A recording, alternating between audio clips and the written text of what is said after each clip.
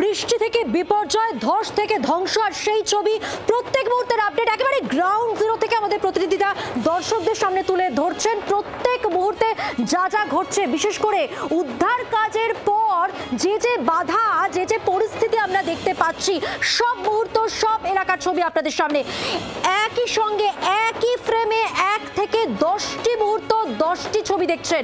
হাতির পিঠে উদ্ধার হলংয়ে, বাঁধ মেরামতি জলপাইগুড়িতে, দড়ি ধরে নদী পার হলংয়ে, সেই সঙ্গে টুন্ডা নাগরাকাটার ছবি মৃত্যুঞ্জয় মিরিকে, যিনি জীবিত ছিলেন 3 ঘন্টা ধসের তলায় আটকে থেকে। জলদাপাড়া, কালীখোলা, মালবাজার, কালীখোলা আপনারা জানেন ইতিমধ্যে সেতু ভেঙে পড়েছে, রাস্তা ভেঙে গেছে। দার্জিলিং, পুবং, দুধিয়া সব জায়গাতেই ধ্বংসের ছবি। হলং নদীর কথা আপনাদের বলছিলাম, সেই ছবিও আপনাদের এবার দেখাবো। আর বিস্তারিতভাবে বিধ্বস্ত এলাকায় যেতে একমাত্র ভরসা দড়ি। বিপদের মধ্যেই পারাপার বনকর্মীদের হাতির পিঠে চড়িয়েও নিয়ে যাওয়া হচ্ছে। তার কারণ এই মুহূর্তে রাস্তা বলে কিছু নেই, পুরো এলাকাটাই জলমগ্ন।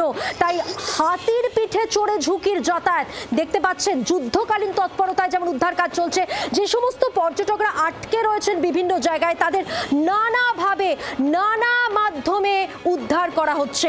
তপন দেব প্রতিনিধি টেলিফোন লাইনে রয়েছেন, আরো বিস্তারিত জানবো। তপন,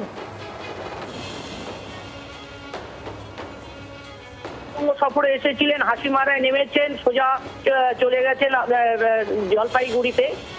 তার পরবর্তীতেই কিন্তু রাজ্যের বনমন্ত্রী তিনি এসেছেন জলদাপাড়ায়, এবং জলদাপাড়ায় সেখানে জলদাপাড়া যেহেতু সবচাইতে তোরসা নদী একদিকে, অন্যদিকে সিসামারা নদী, দুই নদীর গ্রাসে জলদাপাড়ার বিস্তীর্ণ অঞ্চল কিন্তু ব্যাপকভাবে ক্ষতি হয়েছে।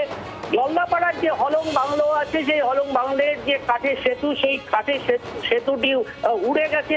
ফলে পর্যটন দপ্তরের যে টুরিস্ট লজ রয়েছে, সেই টুরিস্ট লজে বহু পর্যটক আটকে ছিল। এবং গতকালই আমরা দর্শকদের, আমাদের জি24 ঘন্টা দর্শকদেরকে আমরা দেখিয়েছে কিভাবে পর্যটন দপ্তর জেসিবির মাধ্যমে পর্যটকদেরকে উদ্ধার করে নিরাপদ জায়গায় নিয়ে গেছে।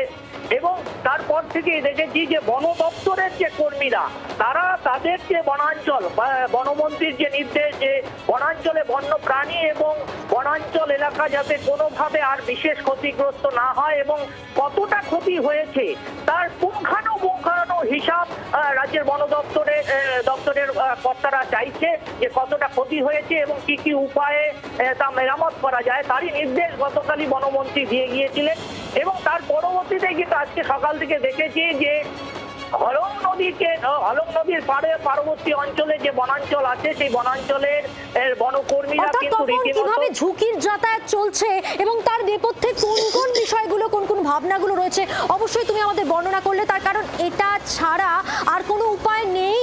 যারা পর্যটক, যারা পৌঁছে গেছেন, ইতিমধ্যেই বিপদগ্রস্ত রয়েছেন, তাদেরকে উদ্ধার করা হচ্ছে ঠিক এভাবেই। আপনারা হাতির পিঠে চড়ে যেমন ঝুঁকির পারাপার দেখছেন, পাশাপাশি দড়ি, তার মাধ্যমেও কিন্তু পারাপার করানো হচ্ছে। সেই সঙ্গে গতকাল আপনাদের দেখিয়েছিলাম জেসিবির মাধ্যমেও পর্যটক যারা আটকে ছিলেন অরণ্যের মধ্যে, তাদেরকে উদ্ধার করা সম্ভব হয়েছিল। বন দপ্তর নানা রকম ব্যবস্থা নিয়ে এইভাবেই উদ্ধার কাজ চালাচ্ছে। বাংলার আওয়াজ, বাঙালির আবেগ, জি24 ঘন্টা।